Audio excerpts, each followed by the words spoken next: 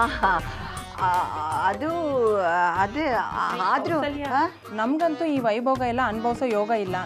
ಕಡೆ ಪಕ್ಷ ಅನುಭವಿಸೋರ್ನಾದ್ರೂ ನೋಡಿ ಖುಷಿ ಪಡ್ತೀವಿ ಕಣ್ರಿ. ಓಕೆ ಓಕೆ, ಆದರೆ ಡೋರ್ ಹತ್ರ ನಿಂತ್ಕೊಂಡು ಸುಮ್ಮನೆ ಇಳುಕ್ ನೋಡ್ಬಿಟ್ಟು ವಾಪಸ್ ಬಂದ್ಬಿಡ್ಬೇಕು. ಮಾತಾಡ್ಸಂಗೆಲ್ಲ ಇಲ್ಲಪ್ಪ. ಆಯ್ತಾಯ್ತು, ಸರಿನಾ? ಆಯ್ತು.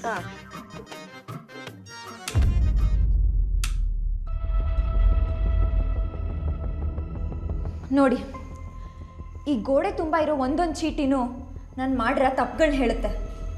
ಚಿಕ್ಕವಳಿಂದ ಇಲ್ಲಿವರೆಗೂ ಮಾಡಿರೋದು ಬರೀ ಎಡವಟ್ಗಳೇ. ತಪ್ಪು ಮಾಡಬಾರ್ದು ಅಂದ್ಕೊಂಡಾಗೆಲ್ಲ ನಾನು ಮಾಡಿರೋದು ಬರೀ ತಪ್ಪುಗಳೇ. ನಾನು ಒಂದೊಂದು ತಪ್ಪು ಮಾಡಿದಾಗಲೂ ನಮ್ಮಮ್ಮ ಇಲ್ಲಿ ಕರ್ಕೊಂಬಂದು ಬೈದು ಒತ್ತಾಯವಾಗಿ ಬರ್ಸಿರೋ ಕಾಗದಗಳಿವು. ಆದರೆ ಲೈಫಲ್ಲಿ ಫಸ್ಟ್ ಟೈಮು ನಾನು ಮಾಡಿರೋ ದೊಡ್ಡ ತಪ್ಪನ್ನ ನಮ್ಮಮ್ಮ ಹೇಳ್ದೇನೆ ನಾನೇ ಬರಿತಾ ಇದ್ದೀನಿ. ನನ್ನ ಜೀವನದಲ್ಲಿ ನನ್ನಿಂದ ತಿದ್ಕೊಳ್ಳೋಕ್ಕಾಗದೇ ಇರೋ ದೊಡ್ಡ ತಪ್ಪು ಯಾವ್ದು ಗೊತ್ತಾ?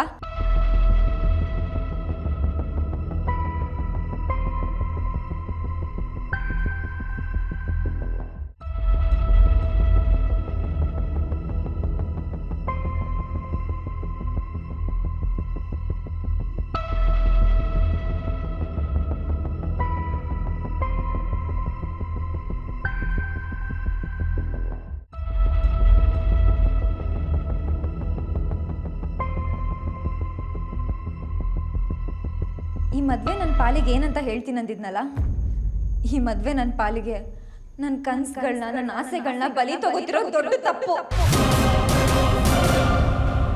ನಾನು ಮದುವೆ ಆಗ್ತಿರೋದು ಉದ್ದೇಶದಿಂದ ಅಲ್ಲ, ಒತ್ತಾಯದಿಂದ.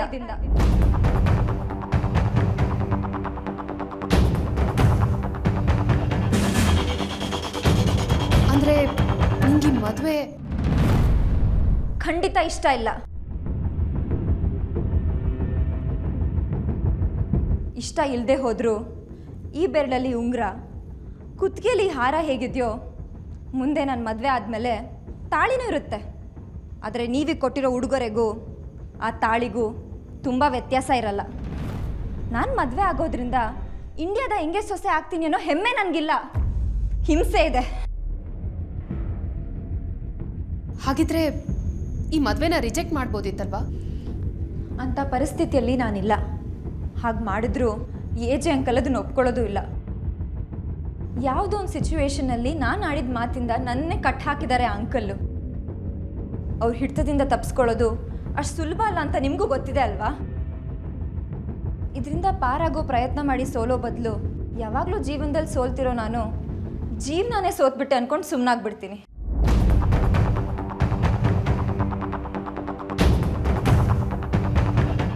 ಒಂದು ವೇಳೆ ಈ ಮದುವೆಯಿಂದ ಪಾರಾಗೋದಕ್ಕೆ ನಾನು ನಿನಗೆ ಸಹಾಯ ಮಾಡಿದ್ರೆ?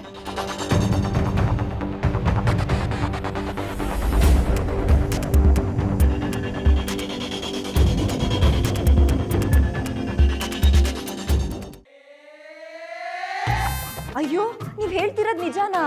ಈ ಮದುವೆಯಿಂದ ಪಾರಾಗೋಕೆ ನೀವು ನಂಗೆ ಹೆಲ್ಪ್ ಮಾಡ್ತೀರಾ? ಅಯ್ಯೋ ದೇವ್ರೆ, ನನ್ನ ಜೀವನ ಕತ್ಲಾಯ್ತು ಅಂದ್ಕೊಂಡ್ರೆ ಇವ್ರ ಕೈಯಲ್ಲಿ ಟಾರ್ಚ್ ಕೊಟ್ಟು ಕಳಿಸ್ತೀಯ ಅಂತ ನಂಗೆ ಗೊತ್ತೇ ಇರಲಿಲ್ಲ. Thank you partner. ಪಾರ್ಟ್ನರ್? ಹ್ಞೂ, ಮತ್ತೆ ನೀವು ನನ್ನ ಕಣ್ಣಿಗೆ ಸಾಕ್ಷಾತ್ ದುರ್ಗಾ ಮಾತೆ ಥರ ಕಾಣಿಸ್ತಾ ಇದ್ದೀರಾ. ಆದರೆ ಇದರಲ್ಲಿರೋ ಗೇಮ್ ಇಲ್ಲ ತಾನೆ? ಇಲ್ಲ, ನೀನೇ ಹೇಳಿದ್ಯಲ್ಲ ನಿನಗೆ ತುಂಬ ಆಸೆಗಳು ಕನಸುಗಳು ಇದೆ ಅಂತ. ಅದೆಲ್ಲ ನೆರವೇರಿಸ್ಕೊ. ಅದಕ್ಕೆ ನಾನು ಸಹಾಯ ಮಾಡ್ತೀನಿ. ಯಪ್ಪ, ಪಾತಾಳದಿಂದ ಒಂದೇ ಸತಿ ಆಕಾಶ ಜಂಪ್ ಮಾಡ್ದಂಗೆ ಆಯಿತು. ಹೌದು, ನನಗೆ ತುಂಬ ಕನಸುಗಳಿದ್ದಾವೆ. ನಾನು ಸೀರಿಯಲ್ ಹೀರೋಯಿನ್ ಆಗಬೇಕು, ನಮ್ಮಪ್ಪ ನಮ್ಮಮ್ಮ ಚುಕ್ಕಿನ ತುಂಬ ಚೆನ್ನಾಗಿ ನೋಡ್ಕೋಬೇಕು, ಅವರೆಲ್ಲ ನನ್ನ ಮೇಲೆ ಹೆಮ್ಮೆ ಪಡೋವಾಗ ಮಾಡಬೇಕು. ನನ್ನ ಟ್ಯಾಲೆಂಟ್ನ ಇಡೀ ಕರ್ನಾಟಕ ಮೆಚ್ಕೊಂಡು ಹಾಡಿ ಹೊಗಳ್ಬೇಕು ಅಂತೇನೇನೋ ಕನಸುಗಳಿದೆ. ಆದರೆ ಈಗ ಕನಸುಗಳನ್ನೆಲ್ಲ ಕಪ್ ಡಬ್ಬಲ್ಲಿ ಹಾಕಿ ಸೀಲ್ ಹಾಕಿಬಿಟ್ಟಿದ್ದೆ. ಆದರೆ ಈ ಮದುವೆ ಅನ್ನೋ ಸುಳಿಂದ ನೀನು ನನ್ನ ಕಾಪಾಡಿದ್ರೆ ನನ್ನ ಕನಸುಗಳನ್ನೆಲ್ಲ ನಾನು ನನಸು ಮಾಡ್ಕೋಬೋದು. ಇನ್ನು ಮುಂದೆ ಈ ಮದುವೆ ಅನ್ನೋ ಚಿಂತೆ ನಿನಗೆ ಬೇಡ. ನೀನು ನಾನು ಹೇಳ್ದಾಗ ಕೇಳು, ಅಷ್ಟು ಸಾಕು. Why not? ದೇವ್ರ ವರ ಕೊಡ್ತೀನಿ, ಕೈ ಮುಗಿ ಅಂದರೆ ಕೈ ಮುಗಿಯಲ್ವಾ? ಬೇಕಿದ್ರೆ ಅಡ್ಬಿದ್ಬಿಡ್ತೀನಿ. ಆದರೆ ಅದಕ್ಕಿಂತ ಮುಂಚೆ ನಂಗೊಂದು ಚಿಕ್ಕ ಕೆಲಸ ಬಾಕಿ ಇದೆ. ಏನದು?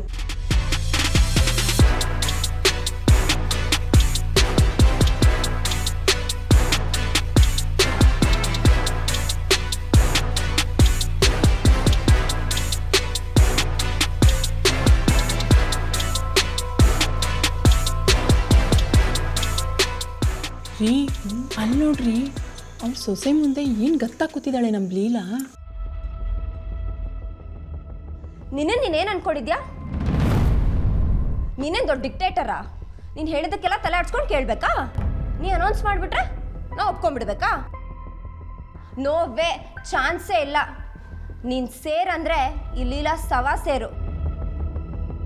ನಿಂಗೆ ಒಂದು ದಾರಿ ಅಂದರೆ ಇಲ್ಲಿಲ್ಲಂಗೆ 11 ದಾರಿ. ರೀ ಏನೋ ಬೈತರ ಇದೆ. ಎಲ್ಲೋ ಒಡವೆ ಇಷ್ಟ ಆಗಿಲ್ವೇನೋ ಕಣ್ರಿ, ಅದಕ್ಕೆ ಬೈತಿದ್ದಾಳೆ ಅನ್ಸುತ್ತೆ. ಇನ್ನು ಮುಗೀತು. ನಿನ್ನ ಆಟ ಎಲ್ಲ ನನ್ನ ಮುಂದೆ ನಡೆಯಲ್ಲ. ಇನ್ನು ಯಾವತ್ತು ನನ್ನ ಕಣ್ಮುಂದೆ ಬರಬೇಡ. Out, get out.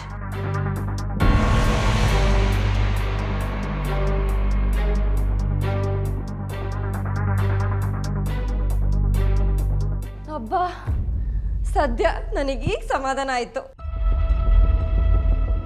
ಏನು ಮಾತಾಡ್ತಿದ್ಯಾ? ಆ ಅಂಕಲ್ ಮುಂದೆ ಏನೇನು ಹೇಳ್ಬೇಕು ಅನ್ಕೊಂಡಿದ್ನೋ ಅದನ್ನೆಲ್ಲ ಇಲ್ಲಿ ಹೇಳಿ ನನ್ನ ಆಸೆ ತೀರ್ಸ್ಕೊಂಡ್ಬಿಟ್ನಪ್ಪ.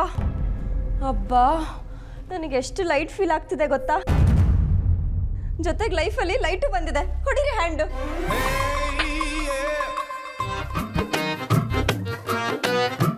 ಓಕೆ, ಆದರೆ ಒಂದು ವಿಷಯ, ನಾವಿಲ್ಲಿ ಮಾತಾಡಿದ್ದು ಬೇರೆ ಯಾರಿಗೂ ಗೊತ್ತಾಗಬಾರ್ದು.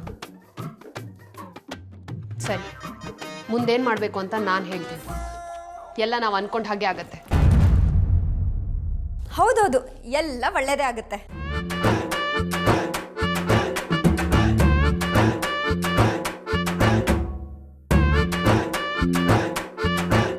ನೋಡ್ರಿ, ಸೊಸೆ ನಮ್ಮ ಲೀಲನ್ ಕಾಲಿಗೆ ಬಿದ್ದು ಆಶೀರ್ವಾದ ತಗೋತಿದ್ದಾಳೆ.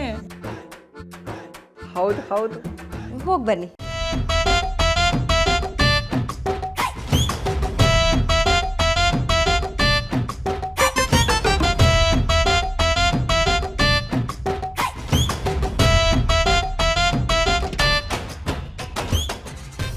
ನಾನು ಹೊರಡ್ತೀನಿ. ಅಲ್ಲ, ಸ್ವಲ್ಪ ಕಾಫಿ.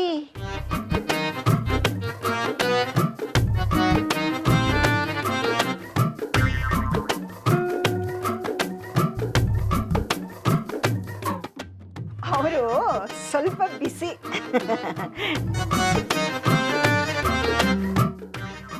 ಏನು ಅಂಕಲ್, ಪ್ರತಿ ಸತಿ ನೀವು ನನಗೆ ಶಾಕ್ ಕೊಡ್ತಿದ್ರಲ್ಲ, ಇವಾಗ ನಾನು ನಿಮಗೆ ಶಾಕ್ ಕೊಡ್ತೀನಿ. ಅದು ಹೈ ವೋಲ್ಟೇಜ್ ಶಾಕು. ನೋಡ್ತಾ ಇರಿ.